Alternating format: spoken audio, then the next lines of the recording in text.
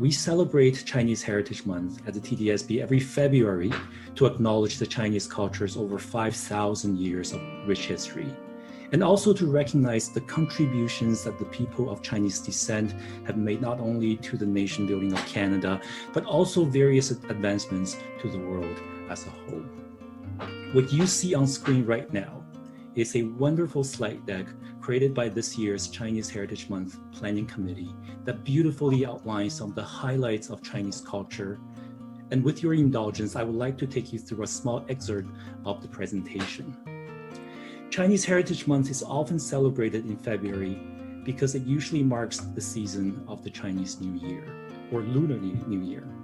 This period marks the beginning of a new year as determined by the traditional Chinese lunar calendar, and the celebrations are often also observed by those of Korean, Vietnamese, and Japanese descent. During the 15-day celebration, families often gather to light lanterns, display fireworks, watch various shows and events, and eat festive meals, including dumplings. Grandparents and elders often offer money stuffed into red pockets to children as a symbol of good fortune, although this symbol of good fortune is often and very frequently confiscated by the parents shortly after it is received. Besides Chinese New Year, there are also a number of other interesting holidays observed in the Chinese culture. For example, the Double Seventh Festival, or also called Qixi in Mandarin, is a Valentine's Day celebrated in the Chinese culture. This day generally happens on the 7th day of the 7th lunar solar month in the Chinese calendar, hence Double Seventh, and it celebrates the annual meeting of Niu Lang, who is a man who herd cows, and Zhinü, a woman who weaved cloth.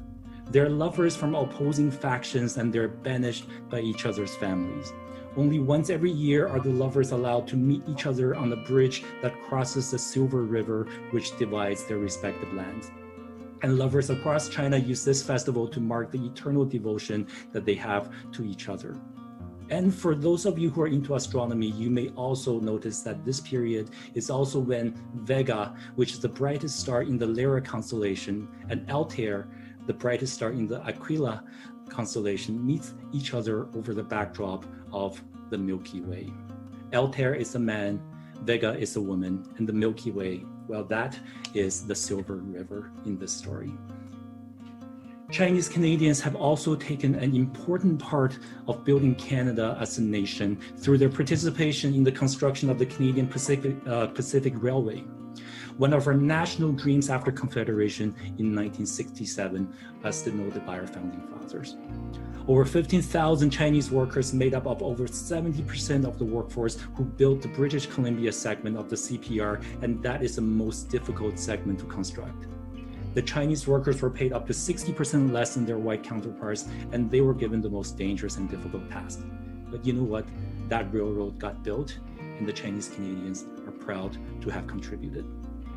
In science and technology, the Chinese culture have given us many ancient innovations and inventions, such as the shadow clock, the compass, gunpowder, paper making, and printing. And in modern science, Chinese scientists recently landed the first ever robotic rover on the far side of the moon, uncovered the RNA sequence of COVID-19, which will hopefully contribute to a cure to this virus that we're experiencing right now. And recently, they also made strides in quantum computing.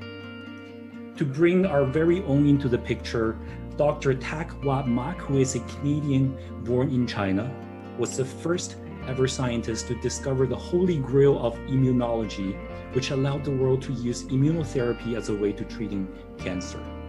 Dr. Mak is a member of the Order of Canada, and he was also induced into the Canadian Medical Hall of Fame in 2009. And last but not least, to celebrate this year's Chinese Heritage Month, our students participated in a poster contest. The posters created are on the theme of the Year of the Ox, and it represents all the qualities that an ox bring, and that Trustee Wang has very eloquently told us earlier. On screen, you can see the first, second, and third place winners as chosen by the Heritage Month Planning Committee for the elementary and secondary poster challenges.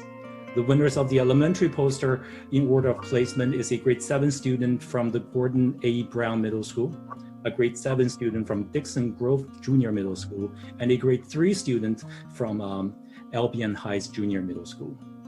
The winners of the secondary challenge is a first place tie between a grade 12 student from the Etobicoke School of the Arts and a grade 9 student from Riverdale Collegiate Institute, and third place is held by a grade 11 student from the Etobicoke School of Arts. There are also many other honorable mentions that will be displayed on our website, as we have received over 50 submissions. So I'd like to thank and congratulate all the students who have participated. And finally, I'd like to thank everyone on our Chinese Heritage Month Planning Committee for their work in making this important Heritage Month recognition a success. Great job, everyone. And as it is the season of Chinese New Year, 祝大家新年快乐，牛年大吉. Thank you, Chair. That's all I have to say.